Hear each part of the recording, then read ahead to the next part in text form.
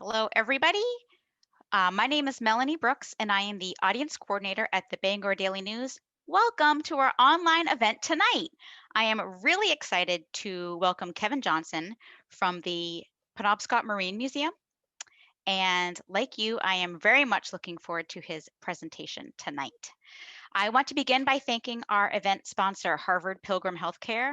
And to those of you who are joining tonight who are subscribers, thank you so much for coming.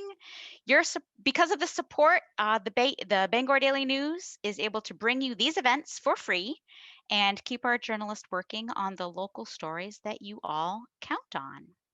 So before we get started, I'd like to take a moment to introduce our special guest. Kevin Johnson earned his professional certificate in photography from the Maine Photographic Workshops, where he first encountered the Eastern Illustrating and Publishing Company's postcard collection. When the collection needed to be rehoused in 2007, Penobscot Marine Museum brought it into their collection. Since then, the PMM photo archivist, Kevin Johnson, has grown the museum's current collection to more than 200,000 images from various sources. And he's going to be sharing a bunch of those tonight. For those of you who have not been to the Penobscot Marine Museum, it is just down the road from Bangor and Searsport. It's a lovely place. If any of you have questions for Kevin, and I hope that you do, please leave them in the chat function. If you are on a computer, if you move your mouse around, there's a little chat bubble at the very bottom, and I'm going to click on it, and I'm going to send you all a message that says, welcome. If you have questions while he is giving his presentation, please leave it in the chat function, and we will get to it a little bit later on tonight. So without further ado, I'm going to pass the baton over to Kevin and let him start sharing with you tonight. And Kevin, take it away. All right. Well, thanks, Melanie, and thank you everyone for tuning in tonight. Here I am inside the photo archives at the Penobscot Marine Museum. Under normal circumstances, we open this place up for visitors, but due to the coronavirus, we have to shut it down, but I'm glad that you get a little bit of a glimpse inside. Here tonight to talk about what's become one of my favorite subjects, and that's postcards. Growing up, I was very much aware of postcards. I used to send them when I was away on vacation, and we used to receive plenty from family and friends who were also typically on trips or wanted to send a quick note. We had one family friend that would always write on the back, "Weather is here, wish you were beautiful." And I stole that line and now use it most of the time when I do send postcards. But I never really considered their significance both in popular culture or history until I literally fell into it when I was working down at the Maine Photographic Workshops in Rockport, and at that time caring for the Eastern Illustrating and Publishing Company collection that they owned. So tonight I'm going to talk a little bit about the history of postcards and when they began, what they evolved into, how some of the postcard photographers functioned, the cameras they used, the type of film, and then we'll take a look at 3 of our postcard collections that we have here at the museum. So regarding the history of postcards, I like to think that, and I don't know if it's a fact, but I think that they might have been the first major form of social media, very much comparable to Twitter or Instagram today, or Snapchat, or any of these others that apps that we use that we send quick images and notes to people. Messages were very brief, a great way to keep in touch. And there were different reasons for their popularity. Photography was still generally new, and this was one of the ways that it got everyday people using both taking photos and sending photos around via postcards. It was a time of great change in our country, both technologically and socially. The country was moving from a rural lifestyle to a more urban lifestyle, and immigrants were pouring into the country, so they were leaving their homes, and people were beginning to travel. The car was recently invented. Trains and steamboats were bringing people around to different tourist destinations. And just the idea of being a tourist, it wasn't just for the elite anymore. Common people were getting time off and they would go on vacation and therefore wanted to keep in touch with family and friends and send photos back of where they were. Also, during the early days, mail was delivered oftentimes twice a day in a town. So if you lived in a town and you wanted to invite a neighbor across town to come over for dinner, you could send a postcard in the morning and say, come to dinner at 5 and bring pie. They would receive it and be able to come to dinner that night. I think the invention of the phone changed a little bit of that, but that's one of the early uses of postcards. So when I do my talks, I like to begin them with a postcard that was found in the Eastern Illustrating collection, and it's that of the Miss R.L. Jackson's Postcard Shop. Comparing postcards to Instagram or emails or tweets, this postcard shop would have been like an internet cafe. And while you're looking around at the details, I'm going to tell you some important dates related to postcards. In 1878, the Paris Expo introduced not only the Eiffel Tower, but also the first souvenir picture postcard. 1893 Chicago Expo inspired the first use of privately printed picture postcards. In 1901, the post office issued order number 1447, which recognized the term postcard. In March 1st, 1907, postal regulations changed and allowed for the divided back. And I'll show you what that means shortly.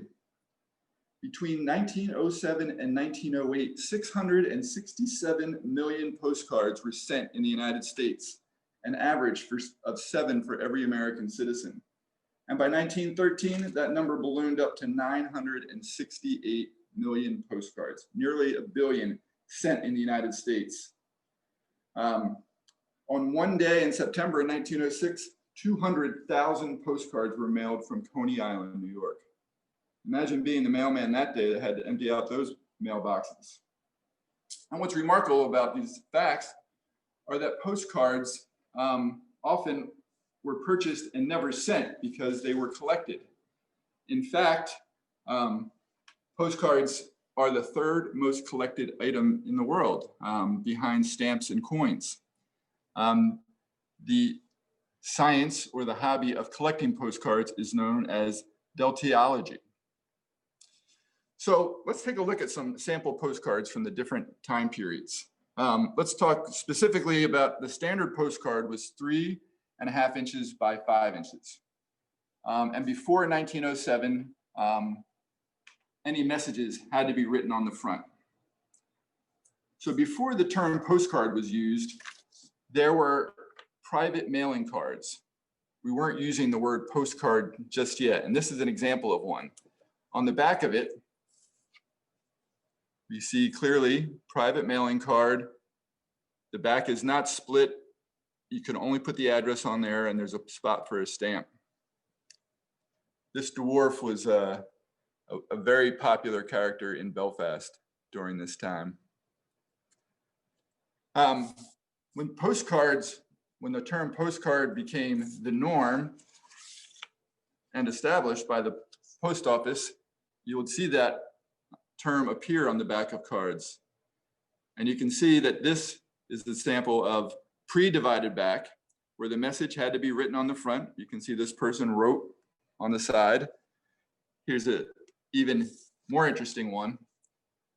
This man standing next to some pilings frozen in ice in front of the Eastern Steamship Wharf in Belfast.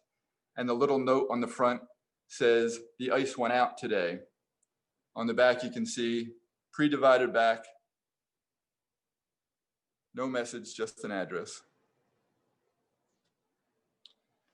So in 1907, when the post office changed the rules and invented the divided back, or came up with the idea of a divided back, they split the back down in two, and the message could be on the left and the address on the right.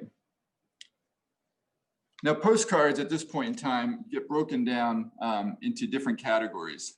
The Golden Age of Postcards was 1907 to 1915, and these were printed postcards like this one. and the vast majority of them were printed in Germany. They had the best technology for printing postcards, and most postcard makers, even those in the United States and other countries, would have their cards printed in Germany. This all changed as World War I approached and an embargo was placed on Germany, and it stopped that production. Between 1915 and 1930, we had the white border cards like this one. And again, these are printed cards from a printing press. If you were to zoom in or scan these at a high resolution, you would see a dot matrix pattern on them. And they were taken originally from a photograph, but then transformed into a printing plate for color printing. From 1930 to 1945, the linen card was very popular. And I don't know if you can see it, the angle, maybe by showing the angle on this, this actually has a texture to it. Almost feels a little bit like fabric, and you can feel it when you touch it. This postcard is of the Perry's Nut House on Route 1 in East Belfast. And then after that, from 1945 to the present,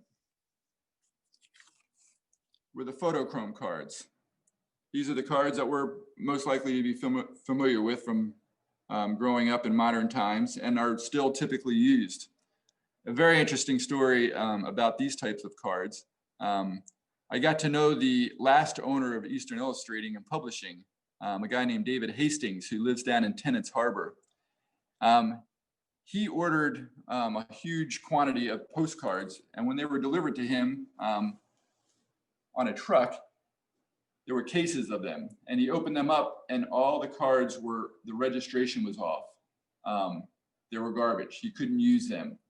And coincidentally, he was having some construction done on his house, and he used all the crates of cards for fill in his backyard. Buried all these cases of these plastic coated photo cards. Well, 15 years go by, and he has to have a new sewer line or something put in through the back of his house, and they're digging, and they struck these cases and pulled them up and ripped it open, and there inside are these postcards that you could pull chunks of them out of the middle, and they were perfectly fine. Didn't even look like they aged a day. One of the wonders of plastic. So these were the major types of postcards, and when I talked about the sheer amounts of postcards that were being sent and collected in the United States, these types were what made up those huge numbers. But my favorite type of postcards and what got me into this whole postcard world were real photo postcards. Real photo postcards where a photographic negative was printed on postcard stock that had been coated with silver gelatin, just like a photographic print. So they were technically real photographs in the form of a postcard. And typically these would be made by individual photographers who lived in a town and wanted to make their own line of postcards. The company that got me involved in this world, Eastern Illustrating, they were they were giant in this world of real photo postcards. And in fact, probably the biggest in the world. So they were making real photo postcards on a much bigger scale than most people. But they were using the same technology. They used glass plate negatives or film negatives and made postcards that, if you were to zoom in on this, you would not see any printing pattern. You would see film grains if you could zoom in far enough, but it was a continuous gray tone. So these are examples of real photo postcards. This one is the Deer Isle Bridge prior to its construction, and they were just bringing in the two big towers that would anchor the bridge. We have a super long panoramic postcard. Sorry about the phone in the background. I can't silence that one. I don't know what this one would cost to send, but obviously it was probably different than the 1 cent that was used on most postcards. This real photo postcard is actually a cyanotype. And a cyanotype is a very simple photographic process, and one of the earliest ones invented that was easily done at home or on a ship. This is a beautiful card of a horse named Pet who died in 1912. And it notes on the back, at a very old age at home. Here's an example of a postcard that was never mailed. It was probably just made as a photograph, really. So let's look at a couple of the types of negatives and the cameras that they used. Eastern Illustrating used view cameras or box cameras, and this is a sample of one. This whole thing folds up into a box that's just this size, so very portable. They would use a tripod, a wooden one like this, or a camera on sticks as it was commonly known in that era. And they would set up their camera and view the scene through the back under a dark cloth. This is a ground glass that when you cover this and make it light tight, you can see through the back and then through the lens and see the photo that you're composing. Once you have it set up the way that you want it, you would use the lens in the front to set the time and the aperture. The earlier the camera, the less controls you had. And you would use film holders like this. This one is a 4x5 film holder, 4 inches by 5 inches. And prior to the photographer going out, he would have loaded up his film holders with glass plates. They fit right inside one of these. They would do this in a dark room or a room that they could make very dark. And they used glass plates like this variety called the Stanley. There were many different makers of glass plate negatives, and these were dry plates, which was different than the type of glass plates used during, let's say, the Civil War time. These were pre-coated, came in a box, light tight. So the photographer would load up a bunch of these film holders. Each one has 2 sides, so each one can hold 2 pieces of glass. The emulsion side would go facing up. And then these dark slides would go and cover the negative so they would not be exposed to light until the time was right. Once the photographer had his camera set up, he would simply insert the film holder into the back of the camera. He would take out the dark side. He would trip the shutter. The picture would be taken. He'd flip the dark slide over to show the exposed factor,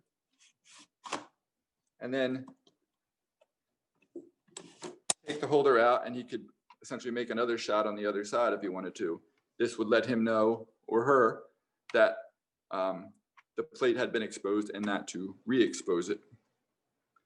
So this is what I would say most professional postcard photographers would be using. But Kodak very much wanted the common person to use cameras and make postcards. And they came out with the 3A, which was in fact a postcard camera. This beautiful compact little device would open up like so.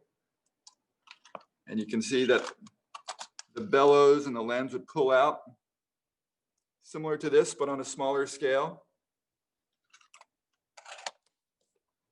And the back, instead of taking glass plates, would actually take roll film. So you see that plastic or acetate film, it's probably not plastic at this point, but was around at the same time glass plates were and would come on a roll. And if you notice, this is the exact size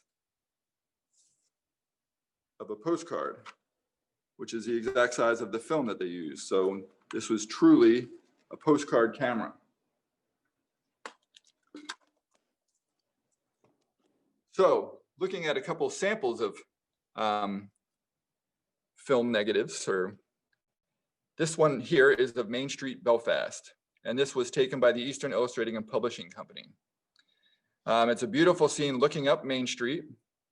And if you want to go in just a little bit, you can see some of the details, like a young boy dressed in his Native American costume on the side, standing in front of what would now be Chase's Deli.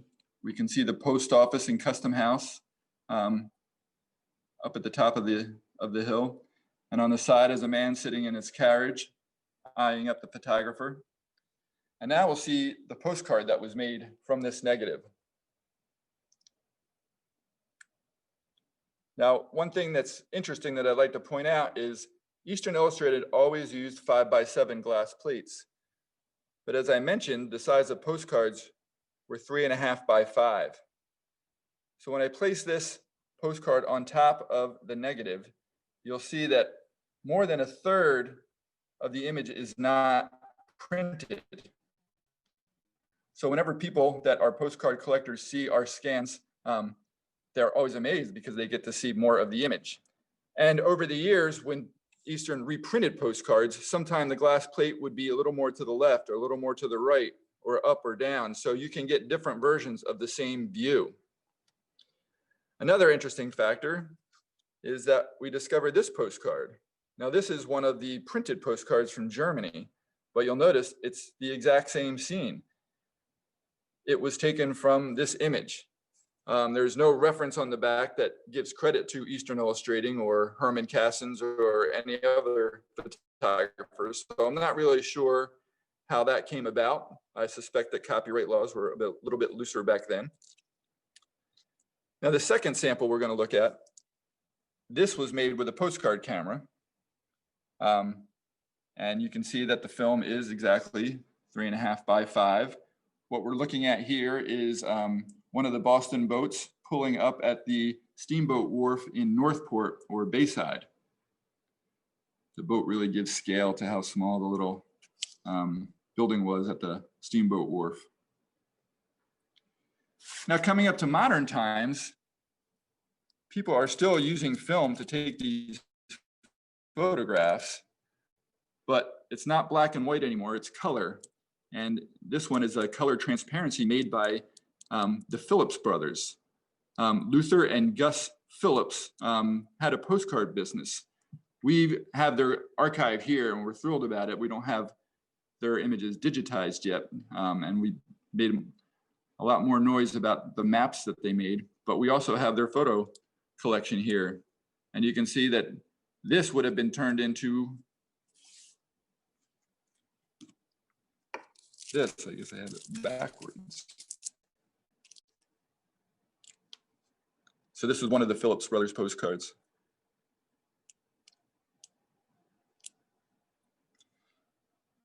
All right, let's see where I'm at. Okay, so now we're going to switch to talking about some of the postcard collections that we have at the museum. And I'm going to focus on 3 of the collections. And they were 3 makers of glass plate negatives or real photo postcards, but each approached it a little differently. But all of them would have been making photographs in the same area at the same time, which is, I find, kind of fascinating. So we'll switch over to a little bit of a slideshow. And just before I get into these collections, postcards were a big deal even in Maine. And in fact, in 1916, Governor Oakley Curtis declared a certain day in Maine to be Maine Postcard Day.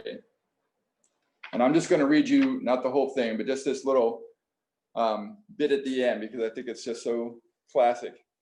He states, I, Oakley C. Curtis, as governor of this state, do hereby designate and set apart Wednesday, April 19th as Postcard Day, and I do respectfully request and urge that on that day, all residents of Maine send picture postcards, greetings, to their friends and acquaintances outside of the state, bearing appropriate messages such as, come to Maine, auto to Maine this summer, spend your vacation and holidays in Maine, thereby enlisting the advertising Maine movement, which is most worthy in its purpose of making Maine known to the world. So you can see that postcards in our state were used as advertising. At least that's how Governor Curtis saw it back in 1916. So now we'll start looking at the first collection, which is Eastern Illustrating, and what got me into the whole postcard world. As soon as we could figure out how to advance this slide. Okay, so here we're looking at Herman Cassens on the right and Horace Ellingwood, one of his top-notch photographers, on the left.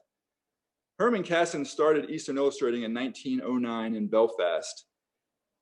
He was the son-in-law of Edgar Hansen, who was a big player in Belfast and owned, he was a mayor for several terms and was also the owner of the Dana Sarsaparilla Company and owner of one of the two newspapers in town, the Waldo Herald.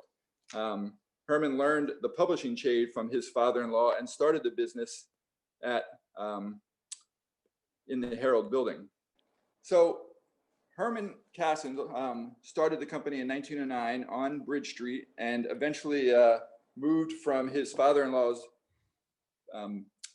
space, which was the Waldo Herald building, which was behind where McLeod's Furniture is. If you're familiar with Belfast, there's a big building behind there that's still standing, and that's where the Waldo Herald was, and that's where Eastern Illustrating started. Then they advanced and moved across the street. Having trouble advancing our photos here. They moved across the street, across High Street, to this building, which is no longer there. This lot forms a green triangle in downtown Belfast across from McLeod's Furniture. And for the longest time, this was the Eastern Illustrating and Publishing Company factory. In their heyday, they were making more than 1 million postcards a year out of this building. And the story goes that when they were really busy, they actually had to wheel carts of wet postcards across the street to the Shoot and Shorey garage, where they were allowed to use one of the car bays to dry out their photos.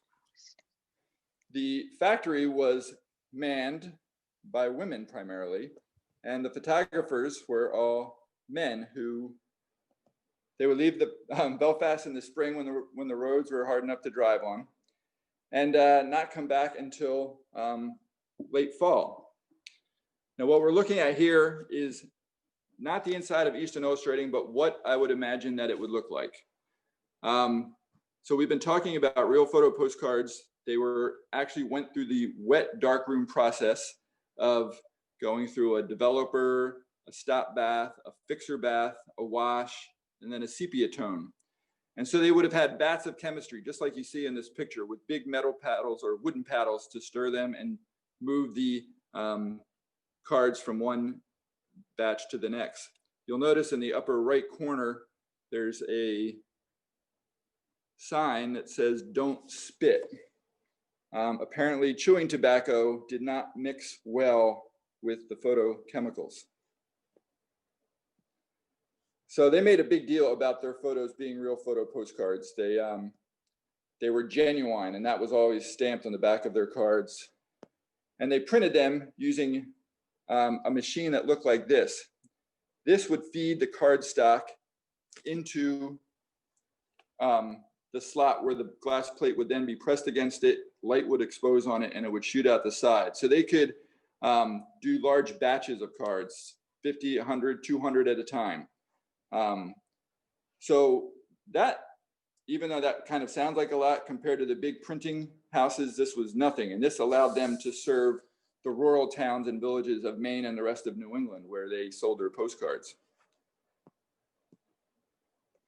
And you can see that by this card that they not only made postcards, but they did everything. And they were very much entrepreneurs and did anything to make a buck. They'd provide your racks. They would have printed cards that were typically jokes and off color and sometimes sexist and racist. But they also had their real photo postcards of pretty much every town and village of Maine. So let's look at a couple of them now. This is the dining hall in Penobscot Park. Penobscot Park was an invention of the railroad company, the B&A, and the steamboat company that they wanted to come up with a destination place other than Bar Harbor. And they created this Penobscot Park, which is right across from where Sears Island and the Causeway is now. And they had little cabins. They had a dance hall and a dining hall. And I just love this picture, especially there's a young woman in it that is just, her eyes are locked on the camera. And I've had a crush on her now ever since I saw her, though she's probably been long gone for 50 years now. Some of the cabins from Penobscot Park still exist, and you can see them around Searsport. This next one is a view of Millinocket and the Great Northern Paper Company. And what I'd like to point out about this image is that you would never think of putting a factory or something so industrial on a postcard today. Our postcards are beautiful and sunsets and pretty things. And to have something that was very industrial seems strange to be on a postcard. But if you step back in time, these factory towns employed most of the town and their lives were dependent on it. And they were proud of where they worked. And when they had an opportunity to show their friends and family from afar, the kind of places that supported them, they always jumped at it. This in turn has allowed postcards to really serve as these historical documents that they can be. The next one here shows the steamboat Belfast going under the Waldo Hancock Bridge on its opening day. When you actually can zoom in on the full image, you can see a parade of people walking across the bridge.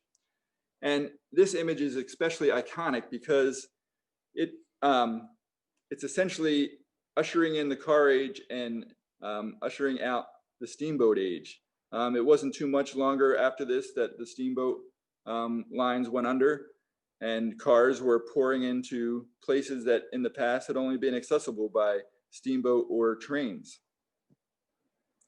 This one, of Fort William Henry down in Pemaquid, is a favorite because not only does it show the fort, but it also shows the photographer's car parked right in front of it. And the outline of the photographer himself can be seen in his shadow standing on this little pier while he makes his photograph. Of course, that would have been cut out of the postcard because, as I've mentioned, the postcards were smaller than these images, but one of the great things about having these full-size plates. Another favorite haunt of Eastern Illustrating photographers were the kids' camps that were scattered throughout New England, where kids went away for their summers and learned outdoor skills, and in this case, dressed up as Native Americans camped around a campfire. This is Camp Winnicook in Unity. And we have a whole series of postcards or glass negatives from this camp showing them doing all different types of activities. And when you think about it, how perfect was it that they had this kind of captive audience to both serve as subjects for their images, but also be the ones that purchased the cards to send them back to their family and friends. Here we see, we got cut off somehow. This is Eldridge Stone of Port Clyde. He was quite a character, and it was a little bit unusual for a single person to be the subject of a card, but I think Eldridge rose above most. He was a lobsterman, as you can see in this picture, holding this giant lobster, but he was also a bootlegger and a handyman. He was known to paint houses and be able to walk around the perimeter of a roof and bend down and paint the soffits. No ladder needed. One of the things that I've liked to do is, in my free time, travel around and find spots where photographs were taken and take them now to show how things have changed, or in some cases they haven't. In this particular view, we're looking at the Danforth House, which was a boarding house in Danforth up in Washington County on the Canadian border. And this beautiful building sat on a very bustling main street, and people would congregate there. One thing you notice is that right in front of the building is a granite pier or piling that was buried in the ground when Danforth was incorporated. So when I went to find that today, I spent a good chunk of time walking around Danforth, thinking I would easily be able to find that building, but I couldn't. And finally, someone pointed out this piling, which has never moved. So there it is, but there's no evidence of that grand boarding house that used to be there. And there's examples like that around the state, some where things are gone and completely changed, and others where you can barely tell the difference today. Example, if you took that photo of Main Street, Belfast, and took it today, it would look almost exactly alike. So we'll close out of Eastern Illustrating with this image, which was a famous signpost in Lynchville, Maine. And it shows all the different towns in Maine that are named after foreign countries. And when in the 60s, when Eastern had switched to making color postcards, they began making these this type of card. And when I somehow got the word out that we had this portion of the collection and showed this image, someone got in touch with me and told me that the young boy in the photograph name was Hank Rolfe of Albany, Maine. So it's really great to both be able to share these images and learn more about them. Now we're going to skip to the next collection, which is that of the Cunningham Brothers. Like many practitioners of folk photography, Frank and Burt Cunningham are now posthumously documentarians of their places where they lived. And they were both born in Washington, Maine, which is a small town in Waldo County in the 1860s. And it was a time when this rural part of inland Waldo County was primarily farmland that was sparsely connected by mostly railroads, and eventually cars could get people around. Frank and Burt got into photography relatively early and started a postcard business. And like Eastern, they did other things beyond postcards. That was Burt in the first image. I'm not sure what either. And this is Frank. For some reason, my pictures are being cut off.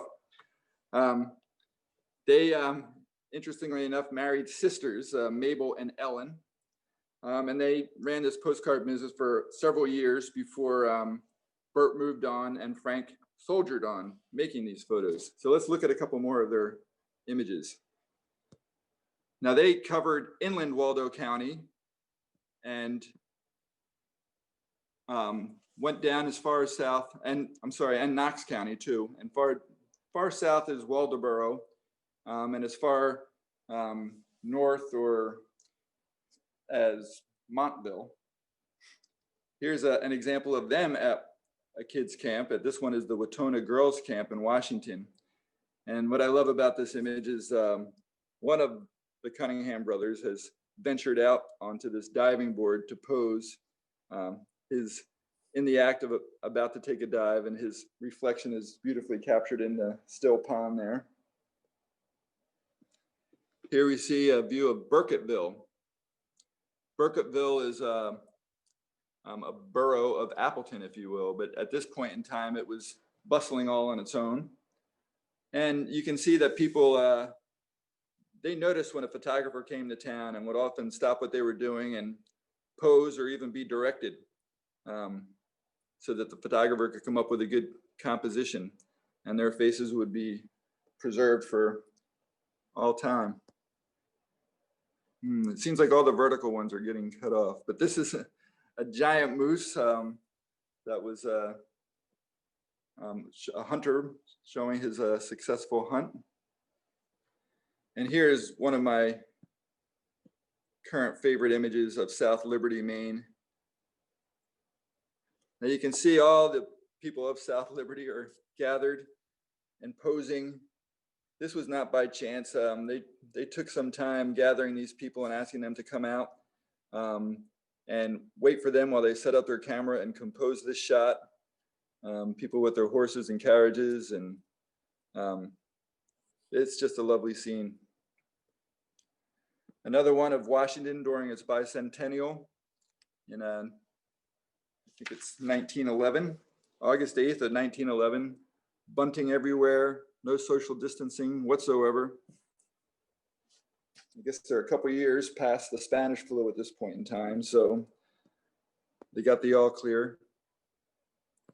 And this last image of the Cunninghams is a view of the Waldo County veterans gathered in Morrill in June of 1922. An amazing shot. And lastly, we're going to look at a third photographer, and that's Harriet Hichborn. Harriet was born in Stockton Springs, and she was the son of a ship builder. Yeah, she was not the son. She was the daughter of a shipbuilder. Her father was the Honorable Nathan Griffin Hichborn. And if you've been lucky enough to go out to eat before everything got shut down, you might have gone to the Hichborn, which is a really well-done restaurant in Stockton, in the same house that Harriet grew up in. And this is it as it looked then, and it doesn't look all that much different now. So Harriet was born in 1869, spent her whole life in Stockton. This is her father, Nathan Griffin Hichborn. And interestingly enough, he was descended from Robert Hichborn, one of the original Cape Jellison settlers, and a cousin to Paul Revere, nonetheless. And her mother was Caroline. In addition to photography, Harriet also was an excellent needlepoint artist and also a watercolorist. And I believe that she got into photography or learned photography from yet another postcard photographer named Charles Townsend, as I found an early reference in the paper that she was hand coloring his photos. Here we see a view of Penobscot Park. Now we looked at that great picture of Penobscot Park in the dining hall early on in the Eastern collection. Harriet made her own trips to Penobscot Park. And similarly to Eastern, she had this image snagged from her and turned into a colorized postcard. Coming right up. So you can see that same image, but colorized and no credit given to Harriet. One of her favorite places to go was the Stockton Docks. And these docks of Cape Jellison, they were built between 1905 and 1907. And there were several long piers with railroad tracks on them that allowed ships to come into this harbor and be loaded or unloaded right onto or off of a train. It came into existence because the harbor or the river, Penobscot River, used to freeze during the winter, and this allowed commerce to continue even when that happened. And it all went up in a giant fire in 1924 that took everything with it. In this particular photo, though, we see a big schooner on the left and the early steamship Millinocket on the right. And here's just an amazing photo of people departing off the steamer Rockland at Kidder Point. They probably would have been going or coming from Penobscot Park. Kidder Point is near where Mack Point is now in Searsport. And you can tell that it's a bustling place and people moving, and you can see the movement frozen in time in this image. Yet there are several women who are obviously posing for the camera, staring straight ahead as everything goes on around them. And so we'll close out with a then and now. This is a beautiful sea captain's house. It was owned by or built by Captain Joseph Loomis Park, and it's right on Route 1 in Searsport. And no doubt if you've driven through there anytime in the past 10 years, you've been able to watch this house slowly decay and turn into the shell of what it once was, and beautiful in its own right, but also a little melancholy for sure. So that's my talk. And before I get to your questions, I just, again, want to thank you. I wanted to point out a couple of the references that I used to put this talk together. Top of the list is Maine on Glass, which is a book that I got to do with my two history heroes, Earl Shuttleworth and Bill Bunting, that focuses on the Maine portion of the Eastern collection. You can get an autographed version of this through our online store. I got to work with a filmmaker named Sumner McCain out of Wiscasset to make a documentary that aired on MPBN for the past couple winters called The Northeast by Eastern, which is also about Eastern illustrating. If you're really interested in real photo postcards, As We Were is an amazing book by Rosamund Value, still in print, I believe. And Midcoast Maine, the Cunningham collection, talks a great deal about the Cunningham brothers and shows a lot of the work that they did. And last but not least, the Real Photo Postcard Guide. So I'm happy to entertain any of your questions, and almost all the images that I showed you are online on our online database, and we do make beautiful reproduction prints, and we're always looking for more information about the photos. So keep in touch. Thank you so much, Kevin. That was wonderful. We did have a bunch of questions that came in, so I will get to as many as I can in the time period that we have.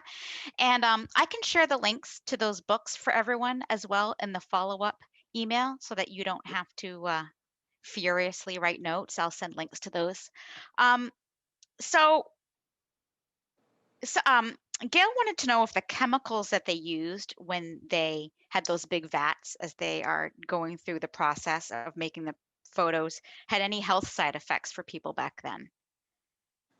Well, I wouldn't doubt that they did. And in fact, Harriet Hichborn, she definitely lived a tragic life, but people suspected that some of her health ailments were due to her exposure to the photochemicals. I don't know 100% if that was true, but sadly she did end up taking her own life by jumping off the Brewer Bridge.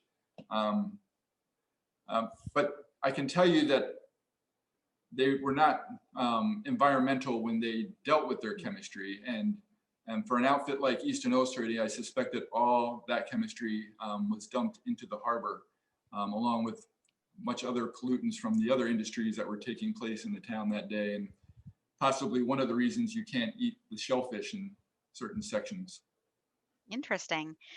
So you had mentioned earlier that postcards of today show off beautiful views. You know, they are sort of used as advertising.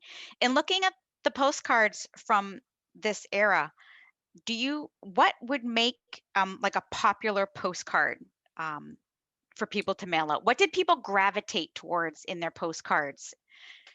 Well, I'll look at Eastern specifically. Eastern Illustrating seemed to have a little bit of a blueprint for their photographers to follow when they went to a town.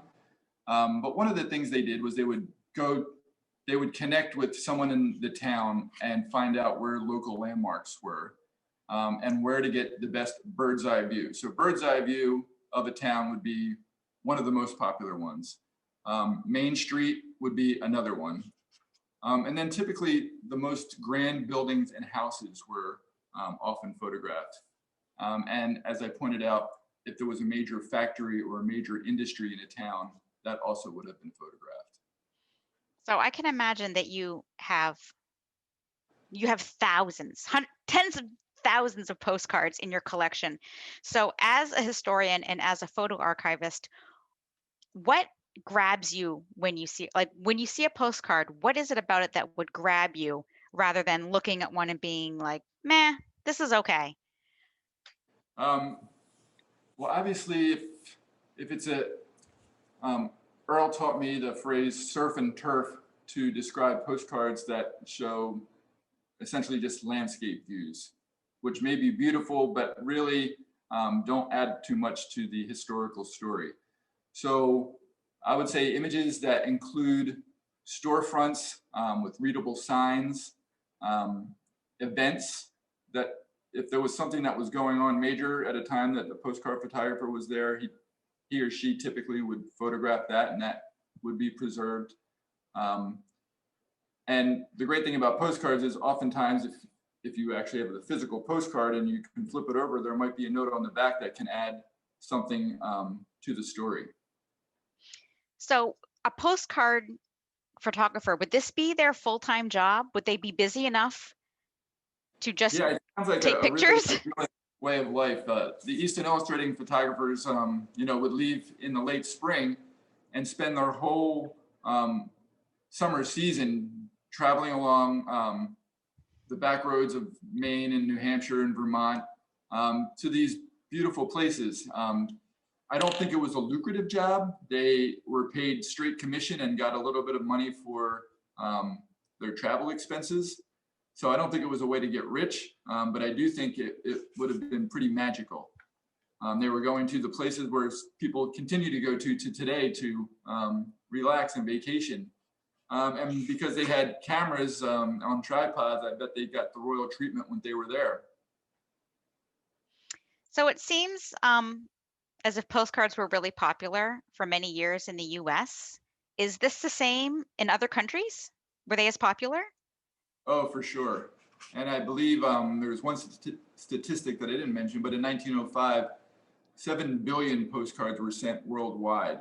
So they very much were popular, especially in Europe. I can't really speculate about some of the other countries that were less developed at the time, but between Europe and the United States, a lot of postcards were sent and collected.